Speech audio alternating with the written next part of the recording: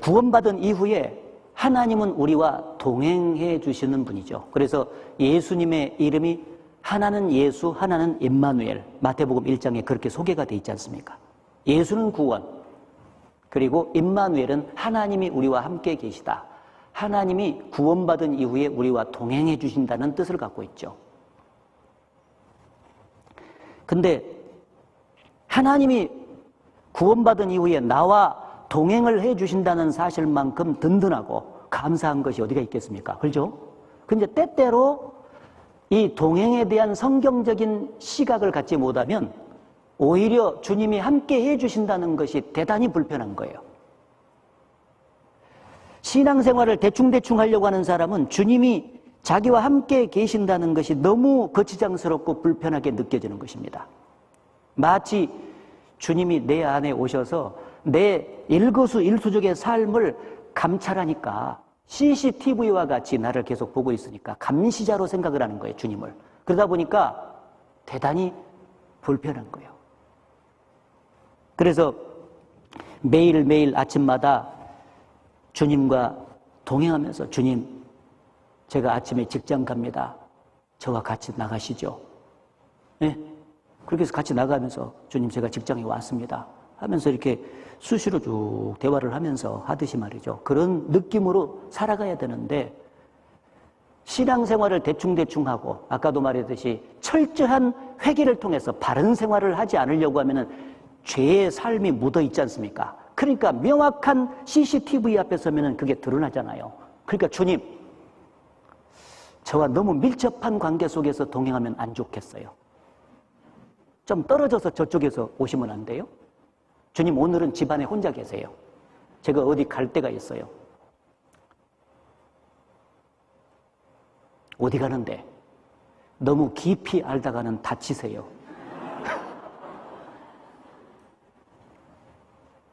말은 안 해도 동행해 주시는 주님이 그렇게 고마운 분이 돼야 되는데 너무 불편해. 그럴 수가 있다는 거예요. 여러분, 이 성경에서 구원받은 이후에 성령이 오셨다. 하나님이 내 안에 오셔서 나와 동행을 해 주신다는 것은 너무 감사할 일이죠. 왜 그러냐면은 그분은 단순히 내가 무슨 죄를 짓는지 꼬치꼬치 감찰하는 감찰자로 와 계시는 것이 아니거든요. 그분은 돕는 자로 와 계세요. 성령을 영어로 헬퍼라 그래요. 헬퍼, 돕는 자. 구원은 받았지만은 아직도 신앙적으로 연약하다는 것을 누구보다도 하나님께서는 잘 아시잖아요. 그래서 마치 갓 태어난 어린 아이를 그가 성장할 때까지 끊임없는 사랑과 애정을 가지고 그 부족한 부분을 보충하고 돌봐주는 엄마와 같은 심정으로 성령께서 우리 안에서 우리를 도와주신다 그 말이에요. 하나님의 말씀은 완전한데 죄악으로 점철돼서 딱 구원받은 인간이 갓 구원받으면은요, 변하면 얼마나 그가 변했겠습니까? 죄성이 아직도 꽉 차 있는데 넘어지기가 너무너무 십상이죠. 죄악된 세상에서 유혹받기도 쉽고 말이죠. 그래서 하나님께서 지지대가 돼주는 것처럼 넘어지면 옆에 지지대가 있어야 되지 않습니까? 그것처럼 돕는 자로서 오셨다는 거예요. 그래서 이사야 41장 10절에 보면 우리가 암송하고 있는 구절 유명하지 않습니까? 두려워 말라, 내가 너와 함께 함이니라. 동행을 해주고 있다는 걸 말씀하고 있죠. 두려워 말라, 내가 너와 함께 함이니라. 놀라지 말라, 나는 내 하나님이 됨이니라. 내가 너를 굳세게 하리라. 참으로 너를 도와주리라. 참으로 나의 의로운 오른손으로 너를 붙들리라. 참으로 너를 도와주리라. 돕는 자로 와 계신다는 거예요. 그래서 항상 의로운 능력의 오른손으로 나를 붙드시기 때문에 저는 넘어지나 아주 엎드러지지 아니한 것은 여호와께서 그 손으로 붙드심이로다.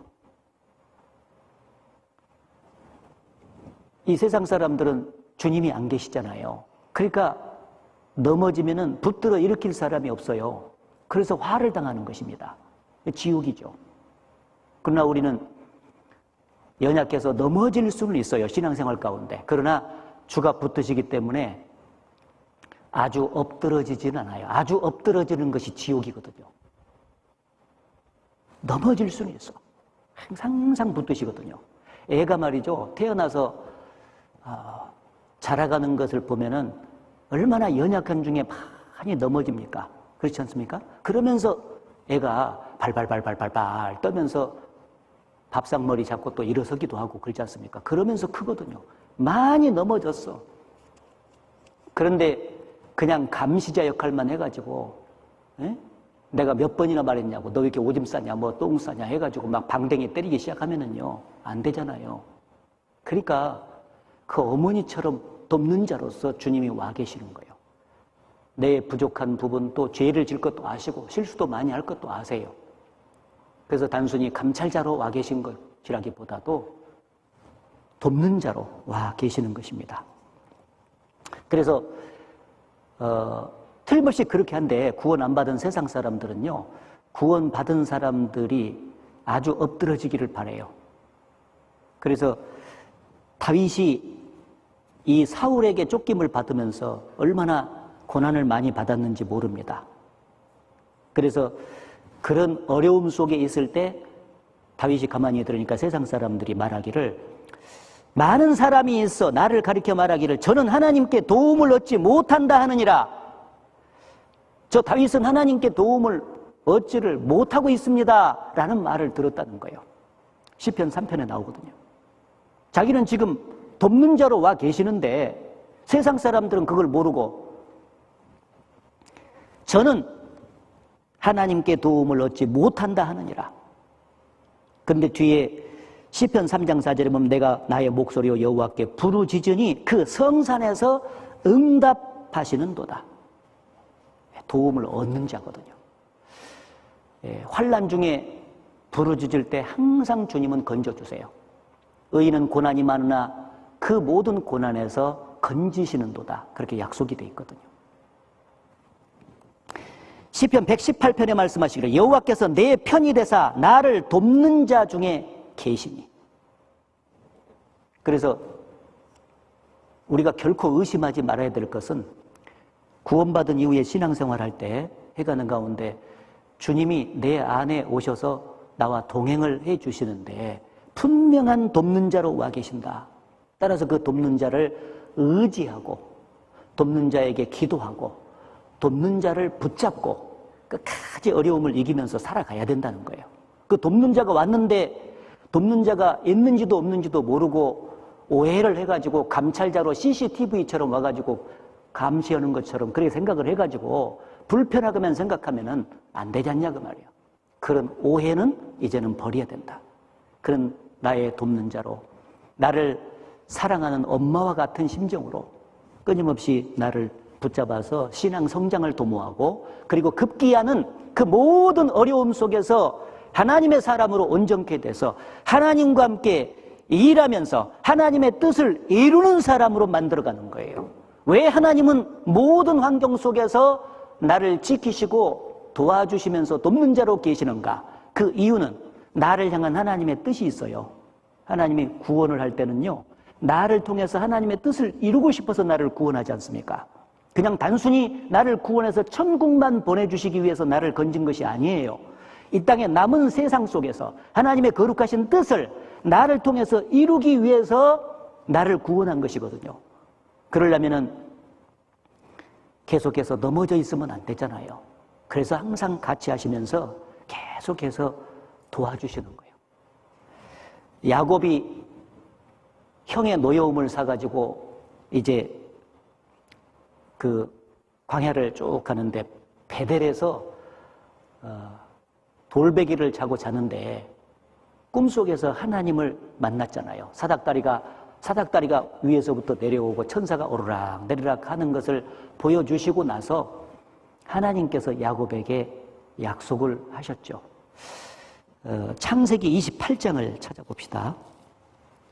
이 하늘에서 사닥다리가 내려와가지고요, 천사들이 오르락 내리락 한 것은 그게 이 야곱이 구원받은 모형을 가르칩니다. 그 사닥다리가 바로 예수님을 가르치거든요. 그걸 꿈에 봤다는 것은 모형적으로 그가 그리스도로 말미암아서 대속이 이루어지고 구원받은 모형을 가르쳐요.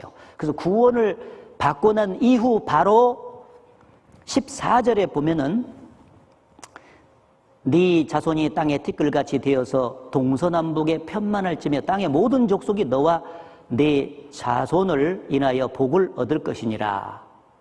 축복을 약속하시고 나서 내가 너와 함께 있어 네가 어디로 가든지 너를 지키며 너를 이끌어 이 땅으로 돌아오게 할지라. 내가 네게 허락한 것을 다 이루기까지 너를 떠나지 아니하리라 하신지라. 야곱이 잠이 깨어 가로되 여호와께서 과연 여기 계시거늘 내가 알지 못하였도다. 여기 보면은 너와 함께 있어 어디로 가든지 너를 지켜줄 것이다. 이 구원받은 야곱에게 첫 번째 약속이요. 너와 내가 함께 있겠다. 동행이죠. 우리도 똑같아요. 예수 그리스도의 보배로운 피로 죄의 사함을 받자마자 성령이 우리 안에 딱 오시면서 그때부터 내가 너와 함께 있어. 동행이에요. 어디로 가든지 너를 지키며 반드시 지켜주시겠다. 그리고 너를 결코 떠나지 않겠다고 끝부분에 약속했는데 그 목적은 네게 허락한 것을 다 이루기까지, 거기 네게 허락한 것을 다 이루기까지가 있잖아요. 이걸 잊으면 안 돼. 우리는 하나님께 도움을 요청하고 하나님이 도와주시기만을 바래. 이 세상에서요.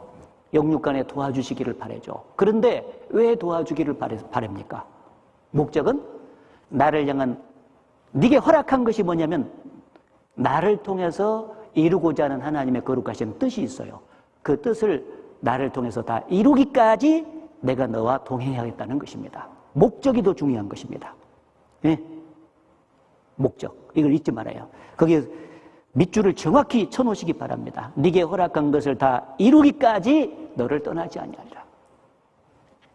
그래서 하나님은 우리가 이제 좋은 환경도 지내고 나쁜 환경도 지내지만은 그 과정 속에서 특히 어려운 환경 속에서도 결코 떠나지 않고 지켜주시겠다고 약속하셨고 능력의 오른손으로 나를 붙드시겠다고 했기 때문에 그 어려운 상황 속에서도 붙들고 계시는 거예요. 함께 하시는 거예요. 눈에 안 보여서 그렇지. 때로는 기도를 계속해서 오래 해도 환경이 변화가 안 되고 하나님이 침묵하시는 환경이 계속된 것처럼 보일지라도 결코 우리가 의심하지 말아야 될 것은 주님이 나와 함께 하신다는 사실. 이 약속은 주님이 지키시지 않습니까? 네. 그래서 필요하니까 그런 어려운 환경을 쭉 주변에 주시면서 계속해서 함께 하시는 거예요. 주님이 그 어려운 환경을 우리에게 허락하시면서 좋아하시는 게 아니에요. 한번 생각해 보세요. 이 엄마가 아이를 적절하게 훈련을 시켜야 되겠다 할 때 어려움을 통과하게 만들지 않습니까? 그럼 얼마나 힘들겠어, 얘가. 그런데 엄마가 그것을 보면서 막 웃으면서 있을까요? 너무 짠하고 마음 아픈 상태에서 있을 거예요. 사랑하니까 말이죠. 그러나 조금 있으면은 이 훈련을 잘 견디면 아주 훌륭한 사람이 될 것을 기대하니까 쫙 바라보고 있는 거죠. 이 주님이 마치 그와 같이 계시는 거예요. 그래서 그 고난의 현장에도 주님은 나를 통해서 뜻을 이루기 위해서 계속해서 그 일을 하고 계신다고 믿어야 돼요. 우리를 통해서 지금 이 최종적인 어떤 목적의 뜻을 이루기 위해서 나를 연단시켜 가면서 일을 하고 계시는 거예요. 그걸 믿어야 됩니다. 너무 견디기 힘든 지금 이 순간에도 주님이 일하고 계시잖아요. 남들은 지쳐 앉아 있을지라도 당신만은 일어서세요. 찬송 있죠. 일어서세요. 힘을 내세요. 주님이 손잡고 계시잖아요. 주님이 함께함을 믿는다면 어떤 역경도 견딜 수 있잖아요. 근데 주님이 나와 함께 계시고 나를 끝까지 지키시고 도와주신다는 것을 우리가 잊으면은요, 나 혼자라고 생각이 되면서 답답해지지 않습니까? 그리고 때로는 낙심이 될 때가 있어요. 그래서 꼭 잊지 마십시오. 어떤 경우에는 동행에 대한 관점을 이해할 때 성경을 보면 역사를 쭉 기록하시고 역사를 다스려 가시는 분으로 성경에 나와 있거든요.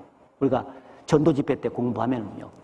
그러면 그렇게 온 세계를 다스리는 경영자 되시는 위대한 하나님이 나같이 천한 것에 무슨 관심을 가지실까?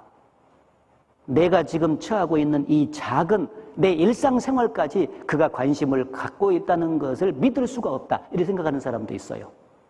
그런데 그건 진짜 오산이에요. 하나님은 전능하신 분이기 때문에 전지하신 분이고 편지하신 분이세요. 그렇기 때문에 온 세계를 경영하시고 성경에 보면은 각 나라를 하나님께서 직접 다스리십니다. 그리고 그 나라의 왕을 세우기도 하고 폐하시기도 하시는 그런 권세를 갖고 직접 다스리신다고 말씀을 하셨습니다. 그리고 왕의 마음을 보처럼 이렇게 쭉 인도를 직접 하셔요. 그래서 적어도 우리는 현재 각 나라의 대통령 또는 수상 이런 사람들은 다 하나님께서 직접 세우신 것으로 믿어야 됩니다. 그렇지 않습니까? 인도를 하십니다. 직접 성경에 기록이 되어 있죠. 그리고 개개인의 모든 삶도 하나님께서 직접 다스려 가세요. 잠언 16장을 보십시오. 예, 잠언 16장 9절 말씀. 사람이 마음으로 자기의 길을 계획할지라도 그 걸음을 인도하는 자는 누구시니라? 여호와시니라. 사람이 계획을 세우지 않습니까? 그러면 이 땅에서 지금 부분적으로 일상생활 속에서 계획을 세우는 거예요. 이게 사람 속에다가 여러분 이름을 집어넣으면 됩니다. 내가 마음으로 내 길을 계획할지라도 나의 걸음을 인도하시는 자는 여호와시니라. 하나님께서 직접 다스려 가시는 것이 틀림이 없습니다. 잠언 19장 21절. 사람의 마음에는 많은 계획이 있어도 오직 여호와의 뜻이 완전히 서리라. 예, 사람의 마음에는 많은 계획이 있습니다. 그러나 하나님의 뜻만이 완전히 선다. 하나님의 뜻만이 이루어진다. 그래서 각 사람을 향한 하나님의 계획과 뜻이 있기 때문에 우리가 어떤 생각을 하고 계획을 해도요, 우리 생각과 마음대로 안 될 때가 더 많아요. 왜 그런지 아세요? 하나님의 계획과 뜻을 나를 통해서 이루어야 되기 때문에 하나님이 지금 다스리고 있다는 결정적인 증거가 되는 것입니다. 만약에 하나님이 나를 놔버리고 함께 하지 않으면 내 뜻대로만 되겠죠. 그렇잖아요? 그런데 내 계획대로 안 될 때가 너무너무 많은 거예요. 하나님이 딱 섭리하고 계시는 것입니다. 그래서 예레미야 10장 23절에도 인생의 길이 자기에게 있지 아니하니 걸음을 지도함이 걷는 자에게 있지 아니합니다. 이 걸음을 쭉 지도하는 것은 하나님께서 직접 하시는 것입니다. 그래서 우리가 배운 대로 리브가라고 하는 그 야곱의 엄마는 형의 노여움을 피우기 위해서 며칠만 저기 라반 집에 있다가 돌아오게끔 계획을 세우고 보냈어요. 그런데 며칠이 20년이 됐잖아. 하나님은 20년을 있게 했거든요. 리브가 계획하고 달라. 야곱을 쓰시는 데 있어서. 또 요셉의 형들은 요셉을 애굽에 팔아 없애려고 했지 않습니까? 없애버리려고 했거든요. 그런데 하나님은 요셉을 인도해서 마지막에 애굽의 총리 대신이 되게끔 했잖아요. 요셉을 향한 형들의 계획이 하나님의 계획하고 달라요. 하나님의 뜻이 완전히 서리라. 그렇지 않습니까? 하만이라고 하는 사람은 모르드게를 죽이려고 장대를 딱 세웠어요. 조금 있으면 죽이려고. 근데 결국은 하나님은 그 모르드게가 달릴 자리에 하만을 달려서 죽게 만들었어요. 요나는 니느웨에 가서 전도하라는 하나님의 명령을 거역했습니다. 그게 싫었어요. 민족적인 감정 때문에. 그래서 다시스로 가는 배를 타고 갔지 않습니까? 그게 계획이었어요. 떠나버리려고. 근데 하나님은 결코 그 계획을 그대로 허락하지 않았죠. 폭풍을 불게 해가지고 결국 바다에 빠져서 큰 물고기 뱃속에 들어가게 해가지고 결국 물고기를 니느웨 앞바다까지 운전해서 데려가가지고 니느웨에다가 요나를 퍼버렸잖아요. 가서 전도하라고. 요나의 계획하고 하나님의 계획은 판이하게 다릅니다. 자, 이것을 우리가 쭉 보면은요, 하나님은 무한한 권능으로, 무한한 그 지혜로 안 계신 곳이 없기 때문에 그 웅장한 대의 역사만 다스린 것이 아니라 내 개개인의 삶도 철저하게 다스리고 계시는 거예요. 그래서 참새 2마리가 한 아사리온에 팔리는 것이 아니냐. 그러나 그 참새 2마리도 하나님이 허락하지 않으면 떨어지지 아니하느니라. 너희는 모든 참새보다 귀하니라. 이 참새도, 가치 없는 참새도 하나님께서 그 포수가 총을 딱 쏘면은요, 너 떨어져라고 허락해야 총이 맞아서 죽는 거예요. 그 영혼 없는 참새, 가치 없는 것도 하나님께서 그렇게 관장을 하고 세밀하게 다스린다면 하나님 앞에서 구원받은 나를 얼마나 세밀하게 돌보시고 다스리겠습니까? 지금 이 순간도, 침 삼킬 동안도 놓지 않고 우리를 돌보고 계시는 것입니다. 그래서 하나님의 거룩하신 뜻이 나를 통해서 이루어지도록 다양한 환경을 조성해서 나를 만들어 가시고 결국 그 모든 환경을 초월해서 선으로 인도하세요. 그래서 하나님을 사랑하는 자, 곧 그 뜻대로 부르심을 입은 모든 자들에게는 모든 것이 합력하여 선을 이루느니라고 약속을 해 주셨죠. 자, 그래서 이제 우리가 오해하지 말아야 된 것은 하나님이 단순히 감시자로 내 죄만 막 쫙 지적하려고 말이죠. 들어와 있는 것이 아니라 나를 사랑하는 어머니처럼 돕는 자로 와 계신다는 것을 명심해야 되고, 그렇기 때문에 나와 같이 동행하시면서 세밀하게 나의 삶을 다스리시고 돌보고 계신다는 것입니다. 그래서 나의 원통한 사정이라든지 힘든 사정을 그가 모를 것이라고 하는 것처럼 어리석은 게 없어요. 성경에는 여호와께서 내 원통함을 접수하지 않으신다고 이사야 40장에 하나님께 기도하는 내용도 나와 있지만은요, 하나님은 다 아세요. 그래서 우리가 분명히 믿을 것은 그의 주권을 확실하게 믿고 나를 철저하게 하나님의 뜻 가운데 쓰시기 위해서, 그의 일을 위해서 지금도 다스리신다는 것을 분명하게 믿는다면 그에게 온통 내 일생을 맡길 수가 있을 거예요. 그리고 너무너무 평안한 마음으로 일생을 살 수가 있습니다. 지금 주변에 어떤 환경이 일어나더라도 결국은 하나님은 나를 선한 곳으로 인도할 것을 내가 알거든요. 그러니까 그 하나님의 주권의 다스림 속에 내 마음을 딱 던져서 믿음으로 화합을 딱 하면은요, 너무 편안하게 살 수 있다는 거예요. 평강 가운데. 그런데 그 주권자 되시는 하나님의 다스림과 인도하심을 까맣게 잊어버리고 나 혼자 이 험한 세상을 헤쳐나간다고 생각하니까 답답하고 때로는 낭망을 하고 그리고 눈물을 흘리면서 그렇게 살 수밖에 없는 것이지 않습니까? 그래서 동행하시는 하나님에 대해서 주권자로서 철저한 다스림을 우리가 확신하고 그분의 뜻에 묵묵하게 순종하고 환경을 수용하고 오직 감사하고 말이죠. 그 기도 가운데서 항상 그 환경이 쭉 주어지면은 주님께 뜻을 구하고 의지하면서 그렇게 살아가야 될 것입니다.